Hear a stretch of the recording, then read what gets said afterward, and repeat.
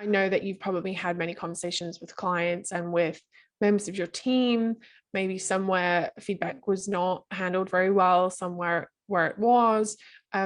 What have you found to work best in terms of delivering and receiving feedback? Well, first off, it's important to distinguish opinion from real feedback, which can be incorporated into the piece.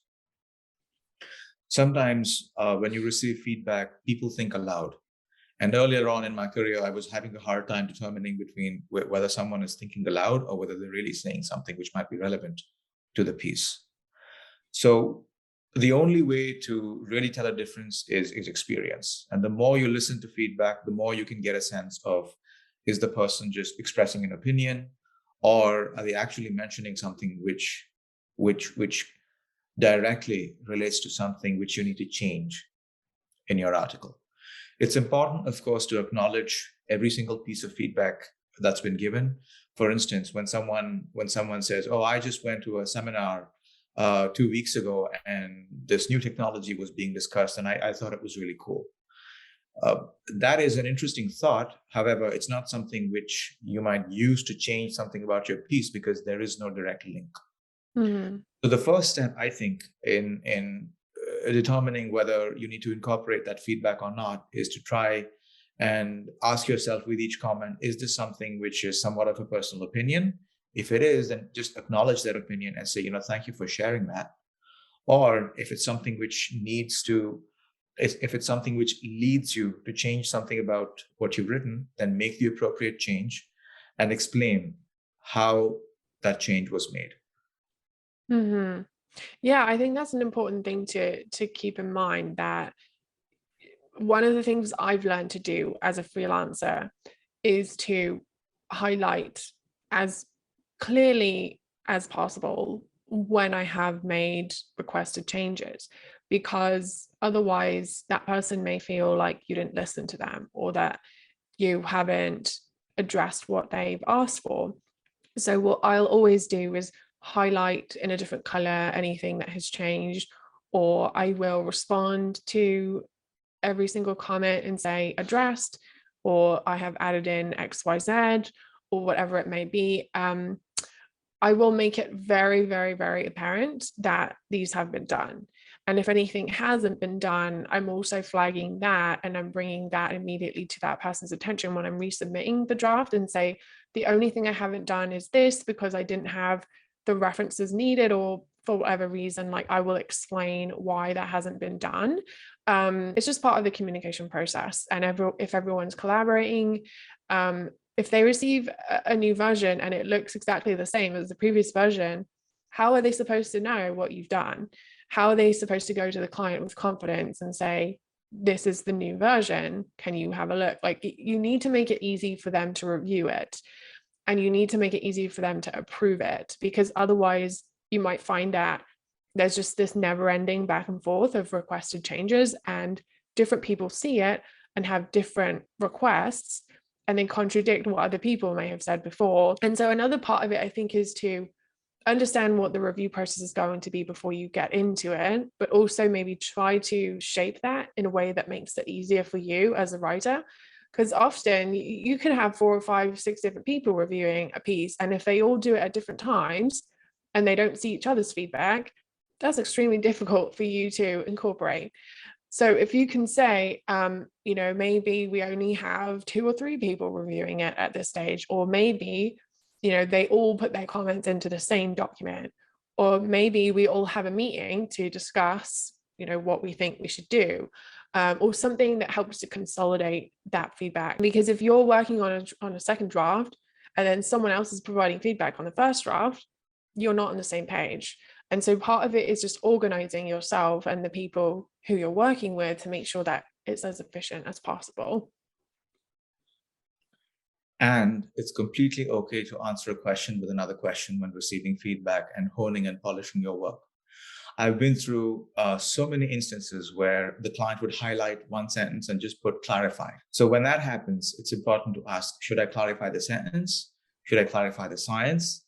Should I define certain scientific terminologies which are in the science? It's completely okay to answer a question with a question from for a medical writer. Yeah, I agree.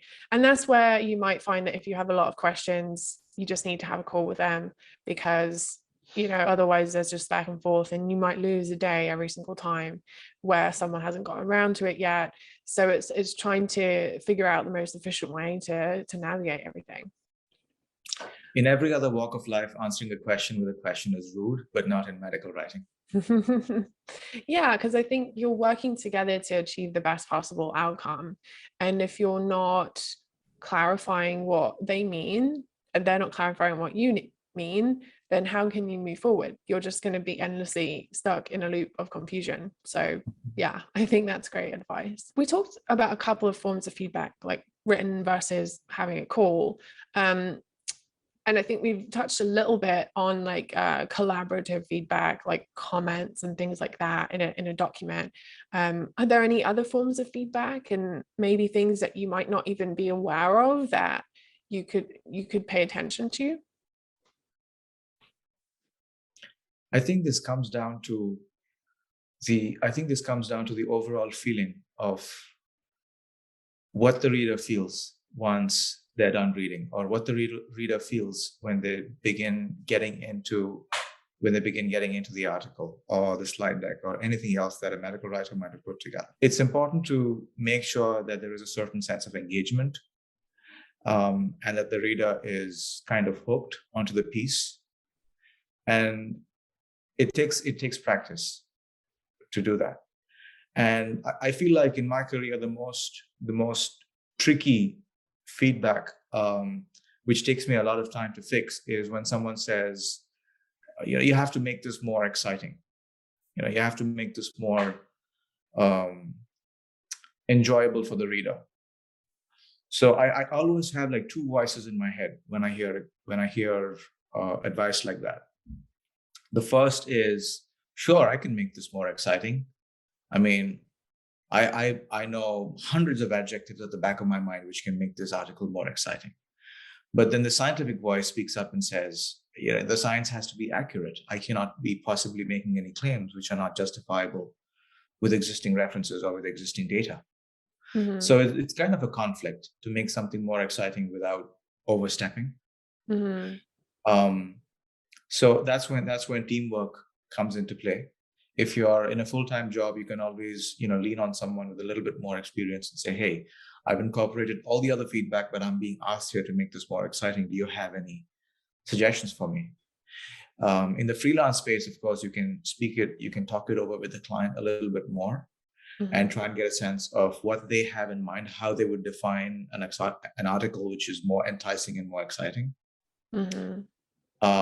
Or perhaps you can speak with someone in your network who has more experience within the freelance space. I think it gets easier with time, because it's important to recognize that you have to develop a sense of distance from all the emotions associated with getting feedback. I remember the first time I received feedback, it was kind of an emotional trip, because I honestly felt like my writing was being attacked. And I received feedback at a time when many of my writing instructors and mentors had appreciated the way in which I was able to put the science across, the way in which I was able to simplify the writing without simplifying the science. So I entered the industry with just so much, of the positive reinforcement swelling through my head. So the first time I received feedback which was not favorable, I thought that I had done something terribly wrong. And I thought that, I honestly began questioning whether or not I could even make a second draft, because the feedback on the first draft was just so much. But I actually spoke with a few of my team members at the time, and that's when they told me that you have to kind of keep a healthy distance. It's like social distancing. If you get too close, you might get the virus. Likewise, you got to keep a little bit of healthy distancing from the emotions of the feedback. Stay 6 feet away so that you can get a sense of what is being said without becoming completely drowned in the emotions of that feedback. Yeah, because sometimes when you are very emotional, you kind of close up and you're not even really that aware of what the person is saying or what's going on around you. You're so overwhelmed by that emotion that you're not even listening. And if you're not able to listen, then you're also not able to grow, or learn from the experience. So yeah, I do think that's a really valid experience. Sometimes the feedback is harsh, but it does make you stronger. And it will eventually transform you into a medical writing champion. Yeah, I definitely agree. I think 98% of the time the feedback is really valuable. It's going to help you grow. It's going to help you improve your writing skills and your communication skills.